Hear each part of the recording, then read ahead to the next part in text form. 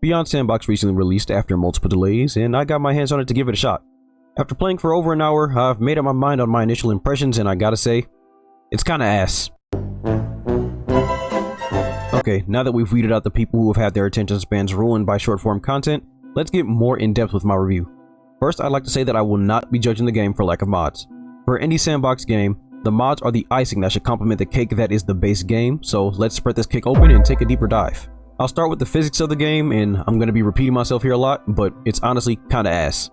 For the most part, things work smoothly-ish, but it's buggy, my hands glitch out every now and then, and I feel like there's this mild bugginess that can be expected from a new release, but now that I say that out loud, I think god-awful game releases have really lowered the standards of what games can get away with nowadays, but I'm going to drop that tangent for now and get on to what's important.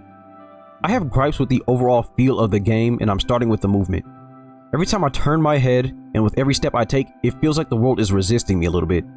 There's this weird shakiness and this bit of stall that I feel while playing that honestly make me a bit motion sick when I first started. I wasn't sure if it was just my setup giving me issues or if it was the game itself, so I spent some more time in the game just to exist and move around and see if it get better, and it did. The first 10 minutes felt like I was that can of beer that Bart shook for Homer, but after settling, the motion sickness kind of went away, but that feeling of being resisted still is there. It's almost like I'm moving through a thin film that isn't anywhere near enough to stop me, but is enough for me to notice. Like I'm being hindered by an entire army of flies just trying to stop me from turning my head.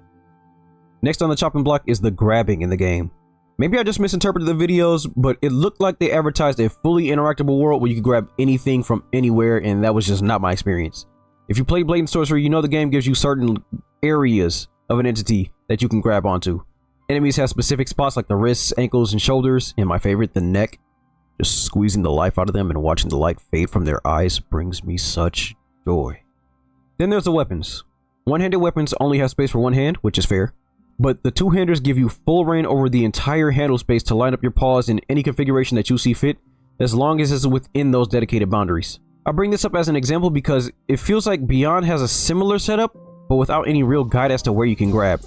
On top of that, in Blade and Sorcery, if you grab something by a non-equipped area, you can at least hold it without the game fighting you on it.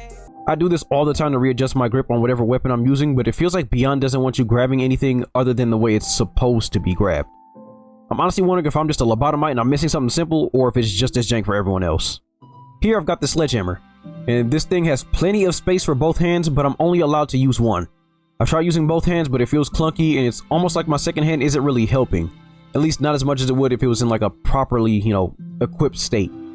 This extends to grabbing enemies too.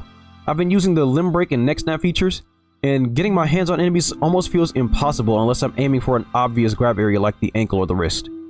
But even with those grab zones, it feels like I have to grab it from the proper angle for the game to recognize it. I've also noticed that with the knife, it really only wants you to grab it normally, just for the handle. It won't let me do any reverse grip. Let me know if I'm just missing something, or, if this is just quote-unquote intended. Honestly, now that I think about it, combat overall feels jank. Melee combat feels like I'm in a dream and not a lucid one. Any quick movement gives me an out-of-body experience and my soul leaves my VR body like I'm getting knocked out in Creed. If I slow down, I'm basically lightly slapping enemies with the effectiveness of a bird with osteoporosis, so trying to melee fight with either a weapon or my bare hands just feels like I'm a toddler who just started to form their motor skills. Another problem that shows up from the jank grabbing is gun handling, and my god, it is honestly so bad. From picking up the gun, to racking the slider bolt and pumping the shotgun, or even just trying to reload, all of these are horrendous.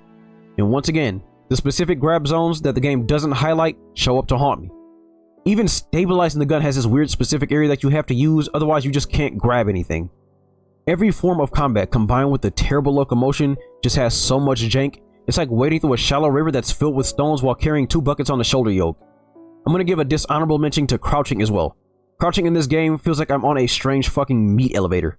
I give the stick a light flick, and I've got a 50-50 between crouching just a little bit or slowly dropping until I hit the floor, like I'm dying in slow motion. Okay, with all the doom and gloom out of the way, I'll talk about what I like. Firstly, the partial damage system. Breaking arms, legs, and jaws with enough blunt force is honestly wonderful to have baked into the base game. If the combat ever gets streamlined and smoothed out, I'm going to love inverting elbows and kneecaps. It's going to be amazing. Next, we've got the neck snap and the manual braking when you grab the enemies, and this feature is immaculate when it works. At the risk of sounding like a psychopath here, I just love breaking every limb and leaving the enemies alive to suffer for just a little bit more before I break their neck. The last feature is the skull breaking. If you see my blade and sorcery clips, you'll know I love completely crushing skulls. Turning their head into bone shrapnel and brain fragments is pure dopamine. So with all that out of the way, can I recommend Beyond Sandbox? Honestly, no. The game is nowhere near as polished as I was expecting, which is probably on me for thinking it'd be the next Blade and Sorcery. Honestly, I was expecting it to be as fluid as early access Blade and Sorcery, but I guess I had my hopes up too high. I guess only time will tell if this game will become what we all hoped, or if it'll be another lump of code that collects virtual dust in my Steam library. Oh yeah, one more side note. I can't flip people off. Bro, what's the point of my finger tracking, bro? Let me flip people off. What is this? Come on, almost every game has this. Give me my middle finger back.